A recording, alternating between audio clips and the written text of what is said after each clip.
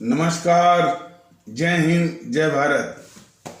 भारतीय अवाम ताकत दल अपने भारतीय भाई बहनों अर्थात अपने देश भारत की जनता अर्थात अपनी भारतीय अवाम से भारतीयता आधारित आपसी श्रद्धा, भारतीयता आधारित आपसी स्नेह, भारतीयता आधारित आपसी प्रेम, भारतीयता आधारित आपसी अखलाक मोहब्बत, भारतीयता आधारित आपसी सहयोग, भारतीयता आधारित आपसी सम्मान, भारतीयता आधारित आपसी एकता, भारतीयता आधारित आपसी भाईचारा तथा भारतीयता आधारित आपसी सद्भाव को समझने व उसे आत्मसात करके वैसा ही और उसी अनुसार आचरण एवं व्यवहार करने हेतु और इसके पूरे भारत में प्रचार प्रसार करने हेतु और इसके महत्व और अहमियत को प्रत्येक देशवासी को समझाकर उसे अपनाते हुए वैसा ही और उसी अनुसार आचरण एवं व्यवहार करने हेतु और प्रत्येक देशवासी को अपना ही भारतीय भाई बहन मानकर, समझकर, अपनाकर उनके साथ वैसा ही और उसी अनुसार आचरण एवं व्यवहार करने हेतु सतत, सदैव और हमेशा अदब के साथ, आदर के साथ अर्ज करता है, विनती करता है। देखिए, भारतीय अवाम ताकत दल अपने देशवासियों में और अपने देश में भारतीयता आधारित आपसी भाईचारा, भारतीयता आधारित आपसी एकता, भारतीयता आधारित आपसी सद्भाव, भारतीयता आधारित आपसी अखलाक मोहब्बत इत्यादि को लाने के लिए, स्थापित करने के लिए ये अभी फिलहाल यूट्यूब के माध्यम से जो ये प्रयास कर रहा है, अब उसका असर जो है और रूपों में देखने को मिलने लगा है। अब हमारी आवाम यह कहते हुए सुनी जा रही है, ये मोदी महोदय जो राहुल गांधी, सोनिया गांधी, प्रियंका गांधी, केजरीवाल, ममता बनर्जी, विजयन जैसे इस समाज के, देश के दुश्मनों को जो पाल रहे हैं, वो देश को क्या ले जाएंगे और कौन सा सद्भाव स्थापित करेंगे और कौन सा जो बोलते हैं कि सबका साथ सबका विश्वास जो है स्थापित हो पाएगा। इस तरह की भी आवाजें उठ रही हैं। उनका कहना है कि इन देश के दुश्मनों को पाल करके मोदी जी कौन सा सबका साथ सबका विश्वास जो है वो स्थापित करना चाहते हैं। बात सही है। कुछ जो शिक्षा जगत से जुड़े हुए जैसा कि पिछले कथानक एपिसोड के माध्यम से इसी वीडियो के पिछले एपिसोड के माध्यम से यह भी संकेत दिया गया था कि कुछ हमारे भारतीय भाई बहन जो शिक्षा जगत से जुड़े हुए हैं, वो ये कह रहे हैं कि हम कब तक इन गद्दारों को, देश के गद्दारों को, देश के दुश्मनों को,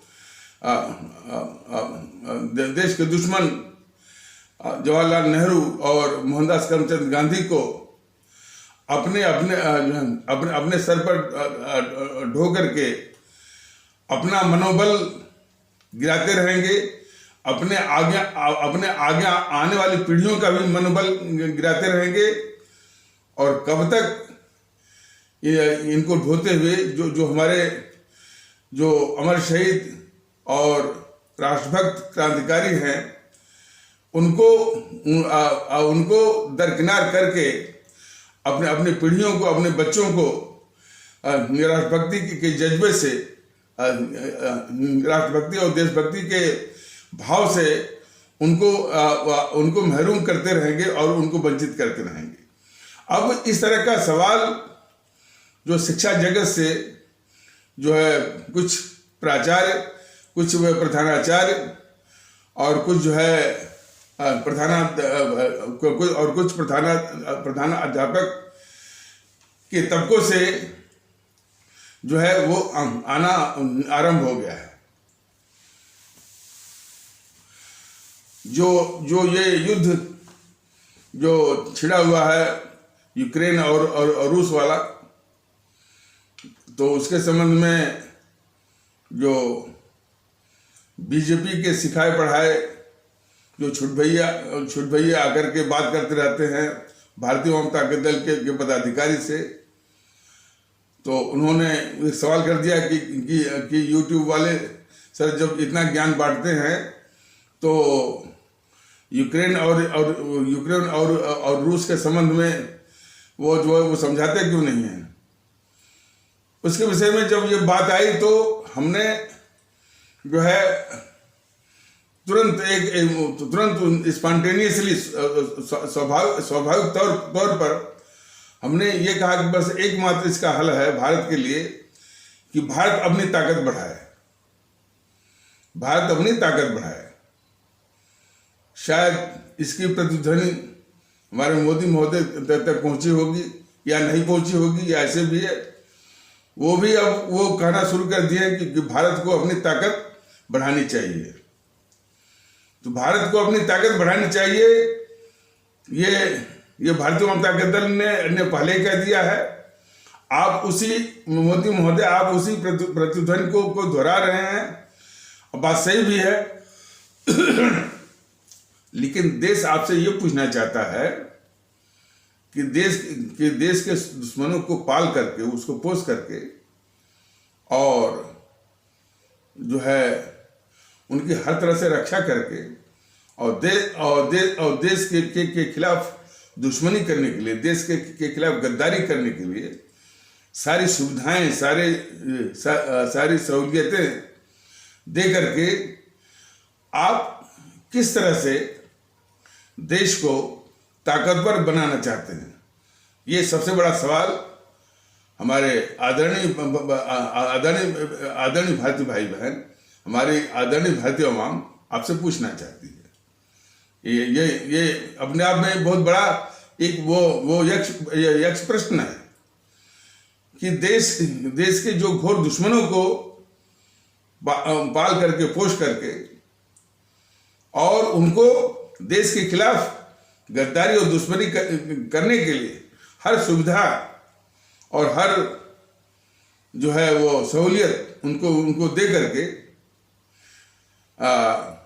आप किस तरह से इस देश को ताकतवर बनाना आप चाहते हैं, तो इसका जवाब आपको देना पड़ेगा। हमारे भारतीय समाज में ऐसे लोगों से जिनका मन साफ रहता है, शैक्षणिक रूप से भले उनका स्तर ऊंचा न हुआ हो, उनके अंदर की बातें, उनके अंतरात्मा की बातें बहुत कुछ कहती हैं और बहुत कुछ सीख भी देती हैं। हमारे संत कबीरदास ज़्यादा पढ़े लिखे नहीं थे, सारी बातें जो है उनकी अंतरात्मा से निकलती थी और पूरे समाज के लिए एक रास्ता दिखाती थी। और उनकी कही हुई बातें कि सांच बराबर तप नहीं, झूठ बराबर पाप, जाके हृदय सांच है ताके हृदय आप। बस सही है, सत्य के बराबर कोई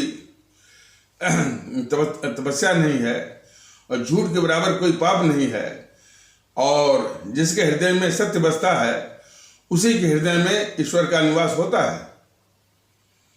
यह हर एक को अनुभव करना चाहिए। लेकिन ये जितने भी राजनीतिक दल हैं और राजनीतिक दलों से संबंधित जो उनकी चमचा मंडली है, जो उनके अंधभक्त हैं, वो संत कबीर की इस सीख, इस वाणी और इस उपदेश का हर वक्त, हर पल, और हर क्षण उसका उल्लंघन करते हैं, उसका उपहास करते हैं और उनके उनके उनके इन वसूलों की हत्या करते हैं कि साथ बराबर तप नहीं, झूठ बराबर पाप, जाके हृदय साच है ताके हृदय आप। ये पंक्तियां बड़ी जन मुख्तसर सी हैं, लेकिन समाज के लिए जीवनदायी हैं, जीवन देने वाली हैं। और इस प्रकार उनकी वाणी कि उनका यह कहना था कि ज्यादा पढ़ लीजिए खूब विद्वान हो जाइए, बड़ा से बड़ा विद्वान हो जाइए, लेकिन यदि आपने प्रेम करना नहीं सीखा आवाम से, लोगों से, तो आपका सब पढ़ना लिखना व्यर्थ। तो उसी पर उन्होंने कहा है कि पोथी पढ़ जग मुआ पंडित भया न को, पोथी पढ़ जग मुआ पंडित भया न को, 2.5 अक्षर प्रेम का पढ़े सो पंडित हो।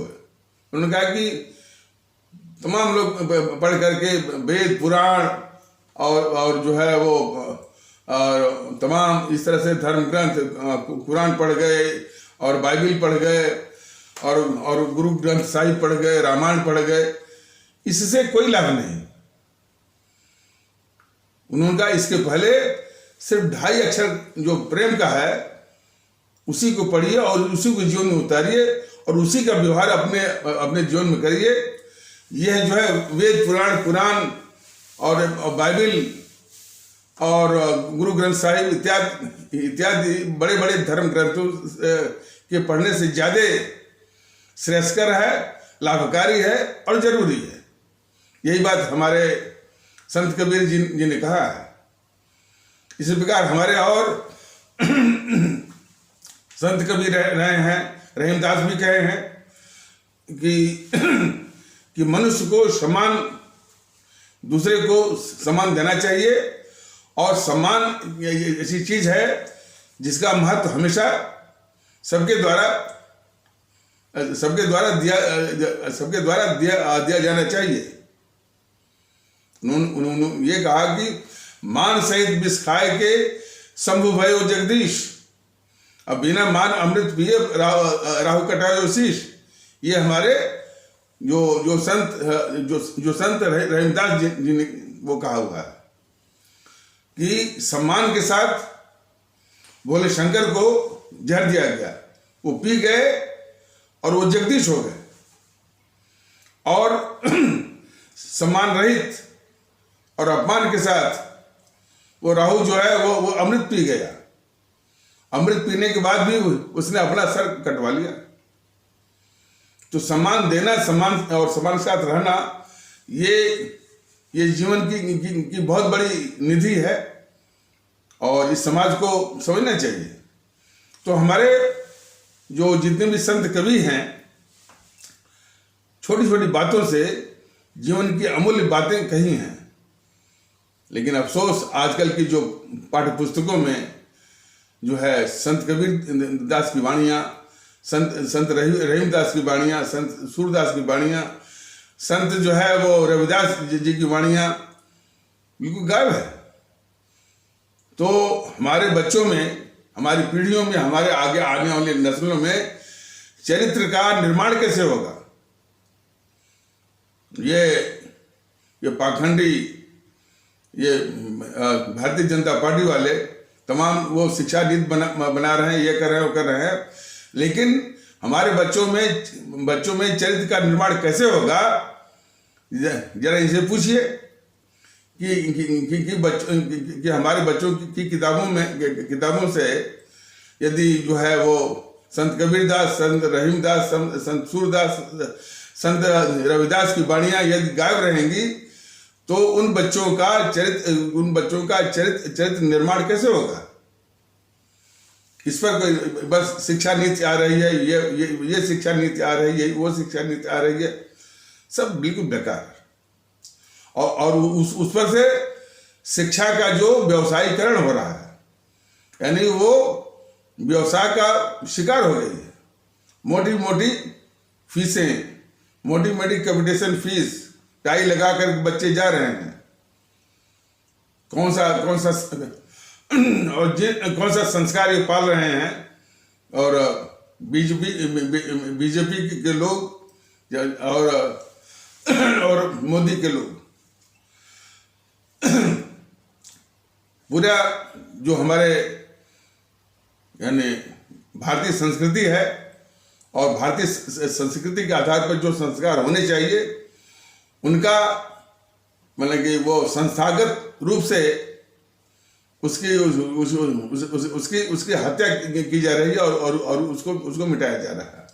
तो बात यह है कि जो हमारे समाज को दिशा दे सकते हैं, हमारे आने वाली पीढ़ियों का, हमारे बच्चों में चरित्र का निर्माण कर सकते हैं, जो अभी मैंने बताया कि इनकी छोटी छोटी बातें जो है, और देश का एक अच्छा नागरिक को वो बना सकते हैं। तो सारी बातें जो है बच्चों की पाठ्य पुस्तकों से गायब है। और अभिशाप तो तब है कि जब इन गद्दारों को, गद्दार जवाहरलाल नेहरू और गद्दार मोहनदास करमचंद गांधी इत्यादि की तमाम फोटो वो लगी रहती है विद्यालयों में, स्कूलों में, वो और अभिशाप बनी हुई है। हमारे संत कबीरदास ने सब बात को छोड़ करके कहा कि मन की निर्मलता इस समाज के लिए बहुत जरूरी है। उन्होंने इस बात को कहा है कि माला फेरत जग मुआ, गया न मन का फेर, कर का मन का छाड़ के मन का फेर। यानी माला वो फिरते जा रहे हैं। उन्होंने कहा कि हाथ की माला के फेरने से कोई लाभ नहीं, जो मन की माला है उसको फेरिए, यानी मन की निर्मलता लाइए। ये तमाम संतों ने कहा। उनके तमाम इस तरह के वो उपदेशों के बाद जो है हमारे इस राजनीतिक जगत में यानी मन की निर्मलता आने के बजाय इतनी कुटिलता, इतना छल कपट का ये साम्राज्य बना हुआ है, तो वो कितना बड़ा अभिशाप है इस देश के लिए। और वही लोग सत्ता शासन में काबिज हैं। तो यह भी देश के दुखड़े का यानी बहुत बड़ा कारण है। हमारे कबीरदास की तरह और भी संत हैं, वो इस बात पर बराबर वो बल देते हैं कि मन की निर्मलता यानी छल कपट से दूर, मन की निर्मलता जो है समाज के लिए बहुत जरूरी है। लेकिन इस जो राजनीतिक जगत है, इसमें छल और कपट, झूठ और अफवाह, इसका साम्राज्य बना हुआ है और यही लोग सत्ता और सिस्टम पर काबिज हैं। तो ये लोग हमारे समाज को और हमारे आवाम को, हमारे आदरणीय भारतीय भाई बहनों को क्या दे सकते हैं? यह भी अपने आप में एक बहुत बड़ा सवाल है। तो बात चली थी कि जो हमारे संत कबीरदास हैं, संत रहीमदास हैं, हमारे तुलसीदास हैं इत्यादि और अरविदास हैं, इसके अलावा जो हमारे गांव गिराज में और भी लोग हैं जिनका शैक्षणिक स्तर जो ऊंचा नहीं हो सका है या हो पाया है, लेकिन उनकी अंतरात्मा इतनी साफ रहती है, उनका मन इतना निर्मल रहता है, निश्चल रहता है कि वो भी जो थोड़ी थोड़ी बात जो कहते हैं उसका भी वही व्यापक मायने होते हैं और व्यापक असर होता है और बहुत लाभकारी बात वो कह जाते हैं।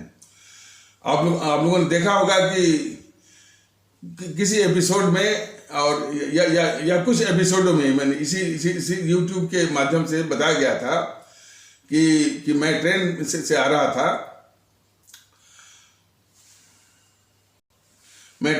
था, तो एक यूपी पुलिस में साधारण से वो कांस्टेबल थे, सिपाही थे, अपने परिवार के साथ वो ट्रेन में साथ में थे।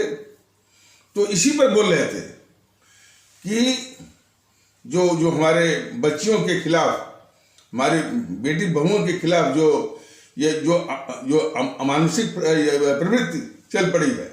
हालांकि कुछ लोग रेप बलात्कार की बात बोलते हैं, हम लोगों के जमाने में ये शब्द का उच्चारण करना भी जो है वो इसके लिए, यानी वो इसके लिए भी साहस नहीं था, इसके लिए भी हिम्मत नहीं थी। आजकल तो ये धड़ल्ले से रेप बलात्कार। तो उसी के लिए मैं और भारतीय जनता दल बस यही कहता है कि अमानुषिक व्यवहार, तो जो अमानुषिक व्यवहार या दुर्व्यवहार की जो समस्या उठ खड़ी हुई है, तो उसमें जो हमारे जो बच्चियां हैं, बेटियां हैं, उनका उनको जो तन ढकने की जो आवश्यकता है, उसी पर जो है वो जो माने यूपी पुलिस के जो सिपाही थे, कांस्टेबल थे, बहुत बेबाकी से बात वो बता रहे थे। उनका ये कहना था कि हम अपने घर में जो कीमती चीज है, जैसे सोना है, चांदी और रुपया पैसा है, उसको छुपा करके, कपड़े से या किसी से छुपा करके ढक के रखते हैं। क्यों? कि इसको चोर डाकू क्यों इसको चोर डाकू इसको चुरा न ले जाएं। उसी प्रकार हमारे घर में जो हमारे बहू बेटियों की इज्जत जो है, वह भी बहुत बड़ी संपत्ति है। तो इसको भी जो असामाजिक तत्वों से वो रक्षा के लिए इसको ढक करके रखते हैं, और ढक करके रखना जरूरी होता है। उन्होंने आगे भी बताया कि ये जो दो तरह की जो संपत्ति है, रुपया पैसा और सोना चांदी, और हमारे घर की जो है बहू बेटियों की इज्जत, ये दोनों संपत्तियों में थोड़ा सा फर्क है। फर्क ये है, उन्होंने ये कहा कि यदि ये सोना चांदी रुपया पैसा चोर या डाकू चुरा करके ले गए, हर करके ले गए, तो हम अपने परिश्रम से, अपनी मेहनत से फिर कमा करके इसको अर्जित कर सकते हैं, रुपया पैसा और सोना चांदी। लेकिन बहु बेटियों की इज्जत वाली जो संपत्ति है, यदि एक बार ये चली गई, तो वो किसी भी प्रकार से या किसी भी परिश्रम से वापस नहीं आ सकती। ये फर्क है। इसलिए इनको बराबर, यानी अपनी छोटी बुद्धि, लेकिन अपनी अंतरात्मा से कह रहे थे कि इनको बराबर ढकने की आवश्यकता है। तो वो हमारे जो, हालांकि यानी काम तो करते थे यूपी पुलिस में, लेकिन उनकी आत्मा इतनी पवित्र थी, इतना मन उनका निश्चल था, और मन उनका इतना निर्मल था कि उन्होंने कहा कि बहु बेटियों का शरीर, उनका तन जो है उनका तन जो है ढका रहना चाहिए। लेकिन आज ये फैशन जगत जो है किस तरह के कपड़े दे रहा है, तो तन ढकने के बजाय वो प्रदर्शन पर जो है वो बल देता है।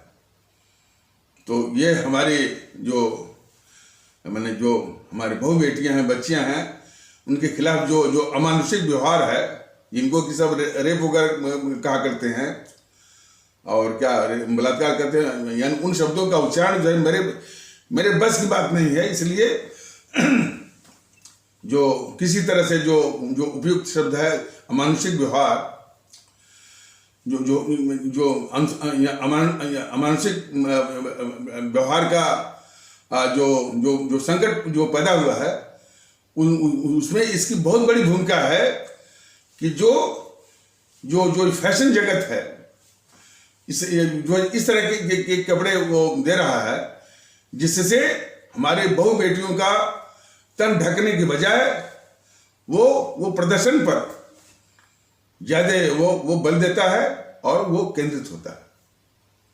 और इस पर तो जो यूपी पुलिस ने भी बोला था। यूपी पुलिस से एक बार पूछा गया था कि भाई जो इस तरह की घटनाएं हैं ये किस कारण से, तो उसने सीधे बोला था ड्रेस। हालांकि सब जितने भी ये टीवी चैनल वाले तो ये इस देश के शत्रु हैं, दुश्मन हैं और घोर शत्रु हैं। वो डिस्कशन बैठा लिया और तमाम सब मिलकर के उस पर वो आक्रमण भी कर रहे थे। तो उसने उस टीवी डिस्कशन में जो यूपी पुलिस की ओर से जो प्रवक्ता आया था, उसने एक सवाल किया था। और इसलिए कि उस पैनल डिस्कशन में उस पैनल परिचर्चा में यानी कई महिलाएं भी थी। तो एक महिला से जो है यूपी पुलिस का प्रवक्ता पूछा कि मैडम ये बताइए कि आप दफ्तरों में, ऑफिसों में इतना सज धज करके क्यों जाती हैं? न तो वहां पर कोई शो है इस टाइप का, न तो कोई मॉडलिंग है, न तो कोई वो पिक्चराइजेशन है। ये इस तरह की बात तो है नहीं। तो इतना सज धज करके आप क्यों जाती हैं? तो अब देखिए, मानसिक प्रदूषण इस कदर बढ़ गया है कि वो महिला इतनी धृष्टता से जवाब उसने दिया कि अरे, पुरुषों को आकर्षित करना मेरा जन्मसिद्ध अधिकार है। उस पैनल पर बैठे हुए किसी ने ये नहीं कहा कि मैडम, आपको सभी पुरुषों को आकर्षित करने का अधिकार नहीं है। आपको सिर्फ एक पुरुष को आकर्षित करने का अधिकार है, जो कि आपके पति महोदय हैं। सिर्फ उन्हीं को आकर्षित करने का अधिकार है, और जो है सबको आकर्षित करने का अधिकार आपको नहीं है। जब उसने कहा ना कि पुरुषों को आकर्षित करना जो है मेरा जन्मसिद्ध अधिकार बोला था, तो कोई जो है पैनल पर ये नहीं कहा कि मैडम, आपको सभी पुरुषों को आकर्षित करने का अधिकार नहीं है। आपको सिर्फ एक ही पुरुष को आकर्षित करने का अधिकार है, जो कि आपके पति महोदय हैं।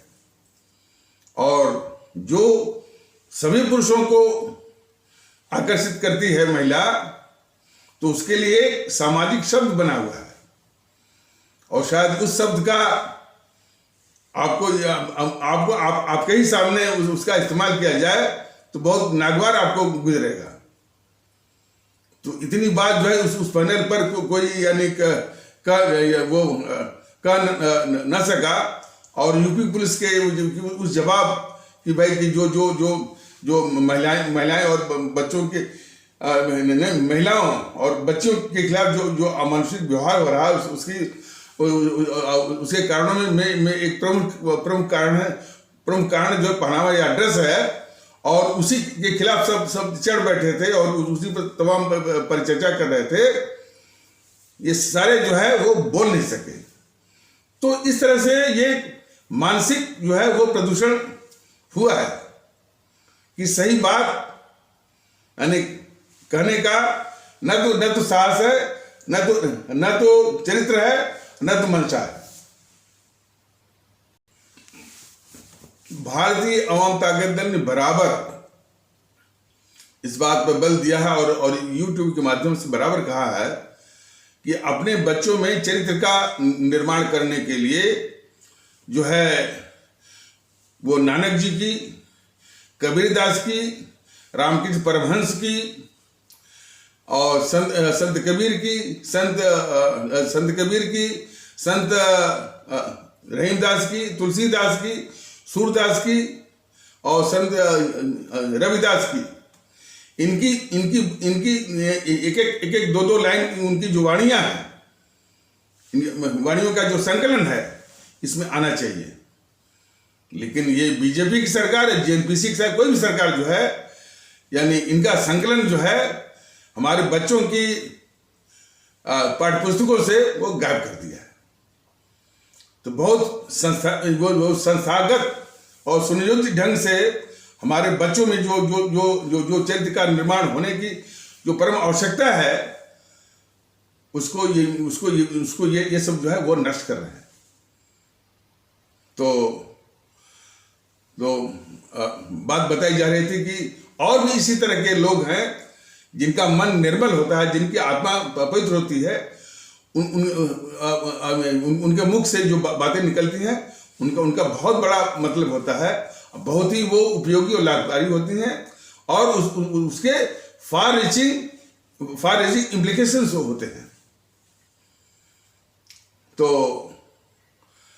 अभी कोई फिल्म आई थी, उससे विज्ञापन में ये कोई कह रहा था कि धर्म नहीं ये धंधा है।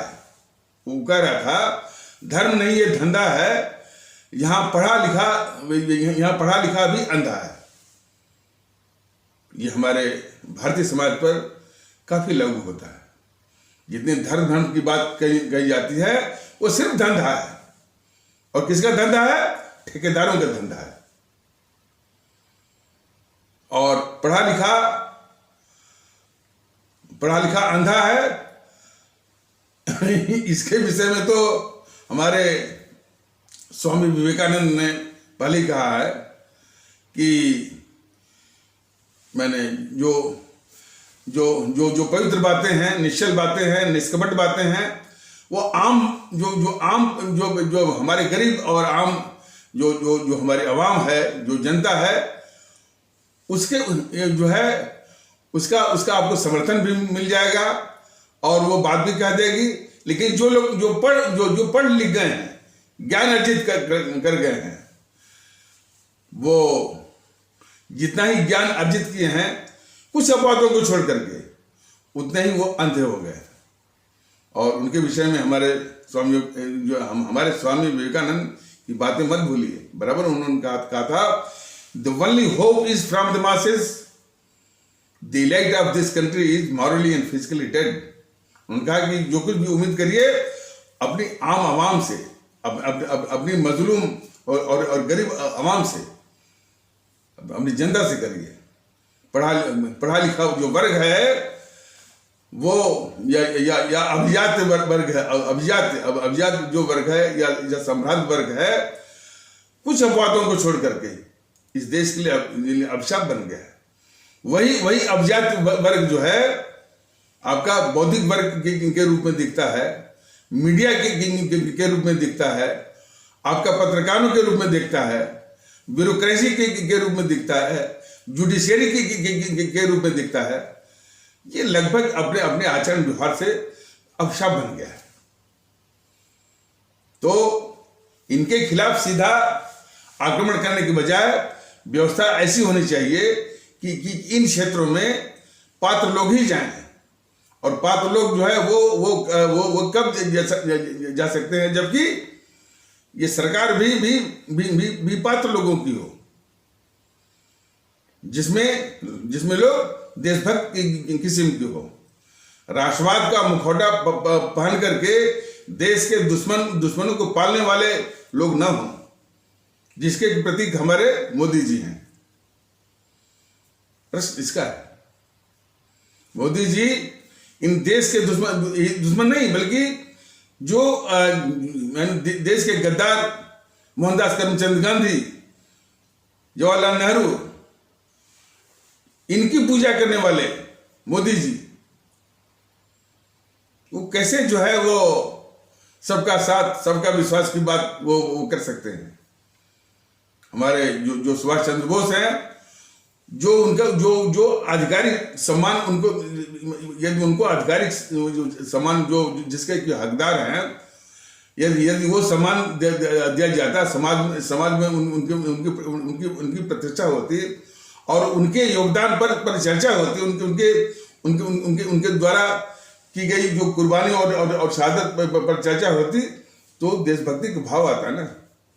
लेकिन ये मोदी महोदय यानी जो जो जो सुभाष चंद्र बोस को जो जिस सम्मान के वो हकदार हैं उस सम्मान से बिल्कुल वंचित करके पाखंड कर रहे हैं। तो और यही नहीं, हमारे और भी जो अमर शहीद हैं, भगत सिंह हैं, चंद्रशेखर आजाद हैं, अशफाकुल्ला है, खुदीराम बोस है, किसी को ये मोदी महोदय या बीजेपी ब्रिगेड जो है सम्मान देने के लिए जो है वो तैयार नहीं है। एक झूठ मूठ का जो है बस गोडसे सावरकर को ला करके जेएनपीसी के ही पापों को ढकने की साजिश में ये शामिल है बीजेपी। ये प्रश्न। तो बात जो है यूक्रेन और इसकी चल रही थी, यूक्रेन और रूस के विषय में युद्ध की बात चल रही थी। भारतीय जनता दल ने वो स्पॉन्टेनियसली स्वतः कह दिया था कि भारत को अपनी ताकत बढ़ानी चाहिए और ताकत बढ़ाने के पहले देश के दुश्मनों का नाश होना चाहिए। जेएनपीसी इतनी, गांधी नेहरू परिवार, चांडाल चौकड़ी काकस या कांग्रेस इतनी खतरनाक दुश्मन है इस देश की। ये वामपंथी इस देश के इतने खतरनाक वो शत्रु गद्दार हैं। ये माने पाकिस्तान परस्त अखिलेश यादव और उनकी समाजवादी पार्टी और हमारे भारतीय समाज की अभिशाप ये आरजेडी, हमारे देश की गद्दार जो है ये ममता बनर्जी, ये एनसीपी का जो है वो शरद पवार और शिवसेना का उद्धव ठाकरे, ये सब जो है देश के दुश्मन हैं। इनको पाल करके मोदी जी किस तरह का ताकतवर देश बनाने की बात करते हैं, पहले ये देश के सामने वो स्पष्ट करते हैं। लेकिन भारतीय जनता दल इनके विनाश के बाद ही भारत को ताकतवर, अपने देश भारत को ताकतवर बनाने की योजना और मंशा है इसकी। भारतीय मंशा है भारतीय अवाम ताकत दल की। और इन ताकतों के विनाश का मतलब उनको गोली बंदूक बारूद या किसी हथियार से उनकी हत्या नहीं है, उनको मिलने वाले समर्थन से है। यानी उनको मिलने वाले समर्थन को शून्य करके और हो सके तो देश के बाहर करके और एक मुल्क परस्ती, अवाम परस्ती का वातावरण ला करके, भारतीयता का वातावरण ला करके, सबको एक करके और उसके आधार पर जो है जो कि भारतीयता आधारित आपसी सद्भाव और आपसी भाईचारा, आपसी अखलाक मोहब्बत और आपसी एकता इत्यादि स्थापित करके इस देश को ताकतवर बनाना है। ये अटल विश्वास जो है भारतीय अवाम ताकत दल का है। देश के दुश्मनों को पाल करके ये क्या झूठी बातें कर रहे हैं, पाखंडी बात कर रहे हैं मोदी जी, सरासर देश को धोखा दे रहे हैं। और मोदी महोदय कितने पाखंडी हो गए हैं, यह देश को बहुत गौर से दिखना भी चाहिए और समझना भी चाहिए। जब भी ये पंजाब में जाएंगे पगड़ी पहन लेंगे, तलवार उठा लेंगे, बस उनकी पांथिक भावनाओं का शोषण करने के लिए। एक बार भी नहीं कहते हैं कि भाई जो हमारे संत महात्मा हैं, नानक जी हैं, कबीर जी हैं, रहीमदास हैं, तुलसीदास हैं, रविदास हैं, रामकृष्ण परमहंस इत्यादि संतों की वाणियों का एक संकलन, एक संग्रह जो हमारे बच्चों की पाठ पुस्तक में होना चाहिए, ताकि उनका चरित्र निर्माण हो और चारित्रिक रूप से हमारे बच्चे जो है वो सशक्त हों। कभी नहीं कहते हैं कि मैंने अपने जो मॉरल एजुकेशन के लिए, जो वो नैतिक शिक्षा के लिए, इसी के साथ साथ जो हमारे जो है महान देशभक्त और अमर शहीद और क्रांतिकारी रहे हैं। जैसे कि हमारे परम आदरणीय राष्ट्रभक्त शिरोमणि परम आदरणीय राष्ट्र महानायक राष्ट्रभक्त शिरोमणि नेताजी सुभाष चंद्र बोस, शहीद आजम भगत सिंह, अमर शहीद चंद्रशेखर आजाद, अमर शहीद अशफाक उल्लाह, अमर शहीद खुदीराम बोस, अमर शहीद सुब्रमण्यम भारती, अमर शहीद श्रीमती रानी लक्ष्मीबाई, अमर शहीद श्रीमती रानी चंद्रिमा, अमर शहीद श्रीमती रानी गडिल इत्यादि की जीवनी, लाइफ हिस्ट्री, इसका संकलन, ताकि बच्चों में हमारी पीढ़ियों में आगे आने वाली पीढ़ियों और नस्लों में चारित्रिक शक्ति का विकास हो, संस्कार बने। सिर्फ जो है टोपी पहनने से वो जो हमारे सिख पंथ की टोपी पहनने से, तलवार उठाने से बात ही बनती। तो उसी प्रकार जो है हर वक्त पाखंड की बात करना, तो ऐसा जो पाखंड करने वाला आदमी जो है, व्यक्ति जो है वो, और झूठा कि सबका साथ सबका विश्वास बात को ना, वह देश के लिए बहुत घातक होता है।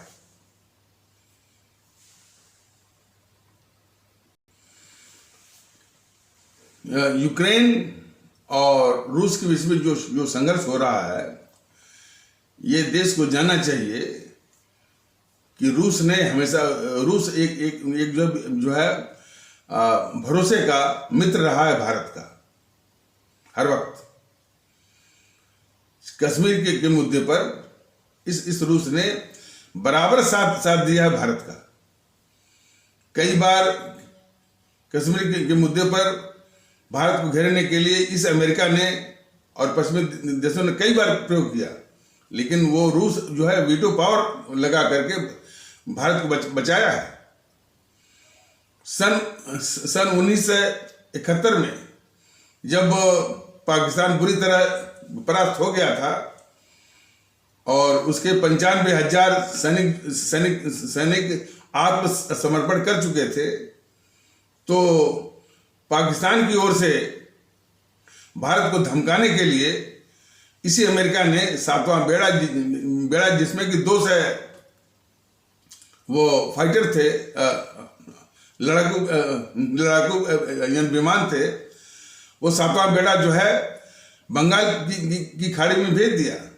और उसी के साथ साथ ये ब्रिटेन ने भी जो है भारत को धमकाने के लिए अपना बहुत बड़ा बेड़ा अरब सागर में भेज दिया, यानी दोनों ओर से घेरने के लिए भारत को। उसी वक्त जो है रूस ने अपनी जो है वो पनडुब्बी जो चारों ओर भेज करके वो घेर लिया दोनों बेड़ों को, अमेरिका के भी और ब्रिटेन के भी। तो ये रूस जो हमेशा जो है भारत का भरोसेमंद जो है वो मित्र है। और ये जो पश्चिमी देश वाले हैं, खासकर अमेरिका वगैरह, ब्रिटेन वगैरह जो है, ये हमेशा के धोखेबाज भी हैं और भारत के दुश्मन भी हैं। पाकिस्तान को यानी भारत के खिलाफ जो मानसिकता भरी गई है, पाकिस्तान के जो हुक्मरान हैं, जो वहाँ का सेना का और जो हुकूमत का वो इस्टेब्लिशमेंट है, वो इसी अमेरिकन और पश्चिमी देशों के कारण ही। अरे अब तो खैर वो ये सीख लेता है वहाँ से, चीन से काफ़ी बातें लेता है पाकिस्तान। लेकिन भारत के खिलाफ जो मानसिकता जो विकसित की गई है, और यानी पाकिस्तान के यानी हुक्मरानों में और वहाँ के पॉलिटिकल इस्टेब्लिशमेंट में, उसमें अमेरिकन और पश्चिमी देशों का बहुत बड़ा हाथ है। उन्होंने ही सिखाया इस पाकिस्तान को, भाई तुम कन्वेंशनल वार में भारत को जीत नहीं सकते, इसलिए तुम आतंकवादी भेजो। और उस आतंकवादी पर यानी जो जो जो आतंकवाद भारत झेल रहा था उस पर अमेरिका और पश्चिमी देश जो है सुनने को तैयार नहीं थे। बस ये बोलते थे भाई ये आपकी जो है दक्षिण एशिया की समस्या है, इसको आप जो है पाकिस्तान के साथ बातचीत करके आप जो है वो सुलझाइए। जब जब जब उसके बाद जो 9/11 का आक्रमण जो हुआ अमेरिका के ऊपर, और जब उसका वर्ल्ड ट्रेड सेंटर WTC जो जमींदोज हो गया, ध्वस्त हो गया, तब उसको समझ में आया कि आतंकवाद क्या होता है। वरना तो जो भारत जो कि आज 30 साल से ऊपर जो झेल रहा है ये आतंकवाद, उस पर वो अमेरिका और पश्चिमी देश जो है सुनने को तैयार नहीं थे। तो हमेशा से ये भारत विरोधी इनका रवैया रहा है। जब भी मौका मिला है तो यानी सैनिक सहायता से, पैसे से, रुपये से पाकिस्तान को भारत के खिलाफ हमेशा इस्तेमाल किया है, हमेशा इन सबों ने इस्तेमाल किया है।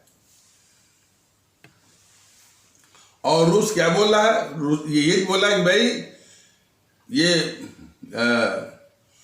यूक्रेन जो है उसको आश्वासन दे कि वो नाटो में न जाए। बस इतनी बात। आज वो 14 साल से प्रयास कर रहा है।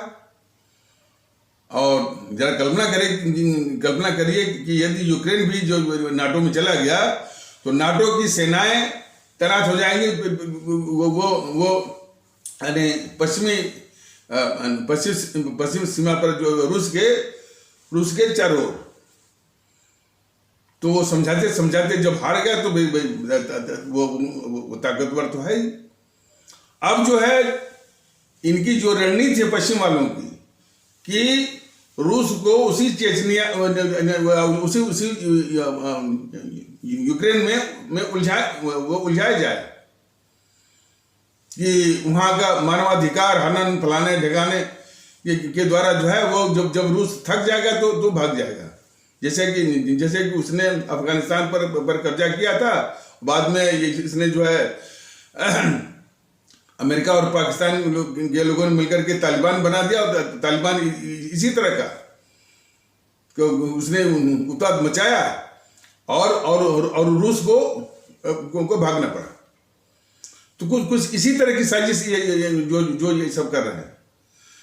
भारत को स्पष्ट रूप से जो है रूस का साथ देना चाहिए, लेकिन ये नैतिक साहस ही नहीं। मैं इस सरकार से पूछना चाहता हूं कि नाटो के जो सदस्य हैं जितने भी हैं वो गलत करें चाहे सही करें, हमेशा जो है नाटो के सदस्य आपस में जो है वो सहयोग करते हैं। अमेरिका भी साथ देता है, ब्रिटेन भी साथ देता है। और आज इस रूस को जरूरत है कि कम से कम एक नैतिक समर्थन दे। तो बस तटस्थ तक ही वो पड़ रही है हिम्मत। यानी भारत परस्ती या मुल्क परस्ती तो ये कहती है कि हमारा जो संकट के समय, जरूरत के समय जो साथी रहा है उसका यानी खुल कर के साथ दीजिए आप। लेकिन यहां देश के दुश्मन ऐसे बैठे हुए हैं कि जो भी भारत का हमदर्द है, जो साथ दे सकता है, उसी के खिलाफ तमाम ये चैनल वाले देखें इनको, तमाम जो है वो यूक्रेन के ही समर्थन में तमाम इस तरह का वो वातावरण वो बना रहे हैं। तो भारत के खिलाफ दुश्मनी करने वाले, भारत के ही अंदर भारत के संसाधन का उपयोग करने वाले, भारत का ही खाने वाले ये दुश्मन इस देश में बैठे हुए हैं। एकाध उदाहरण आप जो है आप लोगों के सामने और मैं रखता हूं। ये जो अमेरिका है ना, ये किसी देश पर दादागिरी दिखाने के लिए उसका एक पेट हथियार है मानवाधिकार हनन, यानी ह्यूमन राइट्स वायलेशन। तो ये श्रीलंका पर दादागिरी दिखाने के लिए कि भाई श्रीलंका जो है वो जो तमिलों पर जो है वो अत्याचार कर रहा है, तो श्रीलंका पर दादागिरी दिखाने के लिए इसने एक जो है इस अमेरिका ने एक मानवाधिकार हनन का प्रस्ताव जो है श्रीलंका के खिलाफ लाया। किसमें? सुरक्षा परिषद में। तो श्रीलंका जो है बहुत भरोसेमंद पड़ोसी है भारत का, और श्रीलंका को हमेशा रहता है कि कुछ भी हो जाए भारत हमेशा जो है वो भारत हमेशा श्रीलंका का साथ देगा। और पड़ोसियों को मिला करके रखना जो है यह विदेश नीति का एक बहुत ही महत्वपूर्ण हिस्सा है। और श्रीलंका बराबर यानी भारत का भरोसेमंद मित्र हमेशा रहा है, लेकिन वो श्रीलंका भारत का भरोसेमंद मित्र न रह पाए, इसकी साजिश जरा देखिए। तो ये स्वाभाविक था कि जो मानवाधिकार हनन का प्रस्ताव श्रीलंका के खिलाफ जो अमेरिका लाया था सुरक्षा परिषद में, श्रीलंका के ऊपर दादागिरी दिखाने के लिए, तो ये काफी उम्मीद थी श्रीलंका को कि भाई भारत उसका विरोध करेगा और अमेरिका के साथ नहीं देगा। और चीन की ओर इशारा मिला इन कम्युनिस्टों को कि यही मौका है कि श्रीलंका का जो भरोसा है भारत के ऊपर कि किसी भी हालत में भारत जो है अमेरिका का साथ नहीं देगा, बल्कि वो श्रीलंका का साथ देगा, और जो मानवाधिकार हनन प्रस्ताव है श्रीलंका के खिलाफ जो कि अमेरिका लाया है उसका ये विरोध करेगा। तो काफी भरोसा था श्रीलंका को। चीन से इन कम्युनिस्टों को इशारा मिला कि यही मौका है कि श्रीलंका के भरोसे को तोड़ा जाए और उस टूटे हुए भरोसे के वातावरण में वो चीन आकर के उसका जो है हमदर्द बन जाए श्रीलंका का।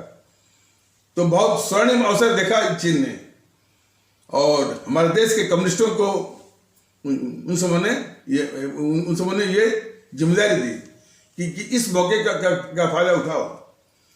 हमारे देश के लोग जानते हैं कि ये कम्युनिस्ट वाले अमेरिका की हर नीति का विरोध करते हैं, चाहे वो नीति अच्छी हो चाहे बुरी हो, हर नीति का विरोध करते हैं।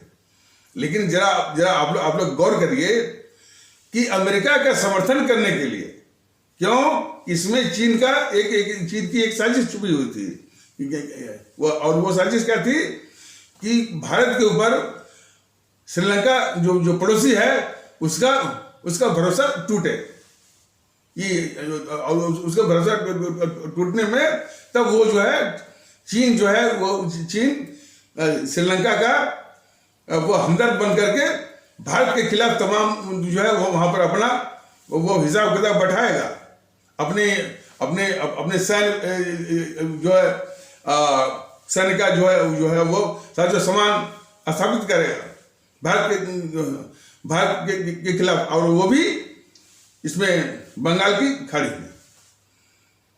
तो भारत वामदल जो वामपंथी हमेशा से जो वामपंथी हमेशा से जो है अमेरिका की हर नीति का विरोध करते थे, इन्होंने पूरे तमिलनाडु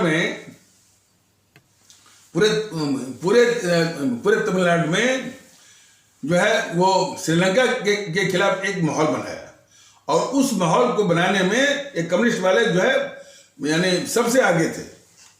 इन्होंने जितनी भी पार्टियां थी तमिलनाडु की, डीएमके, एआईएडीएमके, एमडीएमके, पीएमके, सबको इकट्ठा किया, और इन्होंने डीएमके के ऊपर दबाव डाला कि जो केंद्र में जो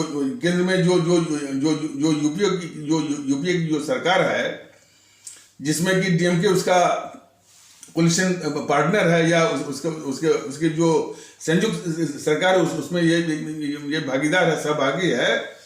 तो डीएमके ये दबाव डाले यूपीए सरकार पर, सोनिया मनमोहन की सरकार पर, कि आप जो है अमेरिका द्वारा लाए गए मानवाधिकार हनन प्रस्ताव श्रीलंका के खिलाफ, उसमें जो है अमेरिका का साथ दीजिए। इस तरह का दबाव जो है कम्युनिस्टों ने कम्युनिस्टों ने तमिलनाडु की जितनी भी पार्टियां हैं उनको इकट्ठा करके डीएमके के ऊपर दबाव डाला कि डीएमके जो है वो यूपी सरकार पर दबाव डाले कि आप जो है अमेरिका द्वारा लाए गए मानवाधिकार हनन प्रस्ताव पर अमेरिका का साथ दीजिए। अब चूंकि इसको सरकार बचानी थी, सोनिया मनमोहन को अपनी सरकार बचानी थी, न चाहते हुए भी इस सरकार को अमेरिका द्वारा लाए गए मानवाधिकार हनन प्रस्ताव श्रीलंका के खिलाफ जो कि इसमें सुरक्षा परिषद में लाया गया था, उसका समर्थन करना पड़ा। और वर्षों से जो श्रीलंका का जो भरोसा था भारत के ऊपर कि किसी भी परिस्थिति में वो हमेशा भारत जो है वो श्रीलंका का साथ देगा, वो भरोसा टूट गया। और फिर चीन आकर के उसका हमदर्द हो गया और चीन उसका वो हमन टोटा मोटा जो पर अपना वो विस्तार करने लगा। और इस हिंद महासागर में या बंगाल खाड़ी में जो जिस उपस्थिति के लिए हमेशा वो चीन हमेशा जो है बेताब रहा करता था और हमेशा बेताब रहता था क्योंकि उसकी कुछ उपस्थिति जो है हिंद महासागर या बंगाल खाड़ी में हो, वो मौका उसको मिल गया। तो वो मौका किसने दिलाया? इस देश के गद्दार कम्युनिस्टों ने दिलवाया। तो उसी तरह का व्यवहार आजकल चल रहा है कि जो हमारा भरोसेमंद साथी है रूस जो है, उसको भारत के खिलाफ करने के लिए ये हमारे देश का जो माने ये मीडिया वर्ग है, जो बौद्धिक वर्ग है, उसकी गतिविधि आप देखिए। इनसे जरा पूछिए कि नाटो का कोई सदस्य है, वो गलत करे सही करे, हमेशा वो जो है वो साथ देते हैं। और इस यानी पूरे विश्व में भारत देखिए, रूस एकाध अपवाद हो सकता है, लेकिन भारत का बिल्कुल जो है वो भरोसेमंद साथी है वो ये रूस जो है। उसको भारत से अलग करने के लिए यहाँ के जो बौद्धिक वर्ग है, जो मीडिया वर्ग है, जो वातावरण है, वो लगा हुआ है कि एकमात्र जो है वो भरोसेमंद साथी जो है रूस जो है वो दूर हो जाए। और इसीलिए देखिए इतने प्रतिबंध जो है इन सबों ने लगाया, तमाम प्रतिबंध जो है, कम से कम चीन जो है वो रूस के साथ आ गया कि नहीं भाई, हम जो है जो ये प्रतिबंध लगा रहे हैं पश्चिमी देश, वो गलत है और हम जो है उस प्रतिबंध का साथ नहीं देंगे। और जो कोई भी व्यापारिक संबंध है, उसको हम जो है वो पश्चिमी देशों और अमेरिका को ठेंगा दिखाते हुए हम जो रूस के साथ जो है व्यापार हम जारी रखेंगे। इस तरह का नैतिक साहस जो है भारत नहीं दिखाया। तो रूस भारत पर क्या, वो रूस जो है भारत के ऊपर क्या भरोसा करेगा, ये सवाल है। तो हमारे देश के अंदर किस कदर दुश्मन पड़े हुए हैं, और मोदी सरकार जिसको बोलते हैं छप्पा नीच का सीना, बिल्कुल सब बेकार। देश हित की जहां बात आती है, वहां ये बिल्कुल पिद्दी बन जाते हैं। अब वो भारतीयों को निकाल रहे हैं वहां से, यूक्रेन से, इसी में तमाम भाई लूट रहे हैं। लेकिन जो इस देश का जो अस्थायी जो नीति है कि कम से कम विश्व स्तर पर दो चार हमारे भरोसे के मित्र हों, उनका हम साथ दें, वो जो है, अरे रूस देखिए चीन के मसले पर जब चीन और भारत के बीच में तनातनी होती है, कभी भी रूस जो है भारत के खिलाफ और चीन का साथ नहीं तो वो देता, कभी भी नहीं। जबकि कम्युनिस्ट जो है, जबकि रूस भी एक कम्युनिस्ट कंट्री है और चीन भी एक कम्युनिस्ट कंट्री है। लेकिन जब भी भारत और चीन की बात आती है, तो हमेशा वो जो है तटस्थ हो जाता है। इसीलिए और आज जब जब जब जब जब उसके ऊपर पड़ी है तो ये दूर खड़े हैं। तो खैर कोई बात नहीं। जो यहाँ के मीडिया वर्ग है, तो ये सब हर वक्त हर मौके पर भारत विरोधी वो रवैया ये सब अपनाते हैं मीडिया वाले होने वाले। इसको समझने की आवश्यकता है। तो और वो भारत में ही खाएंगे, भारत का ही खाएंगे, लेकिन हमेशा सोचते हैं भारत के दुश्मनों के लिए। और ये सारे दुश्मन जो पाल रहे हैं ये मोदी जी, और ऊपर से इनका प्रलाप सुनिए, मन की बात, सबका साथ सबका विश्वास।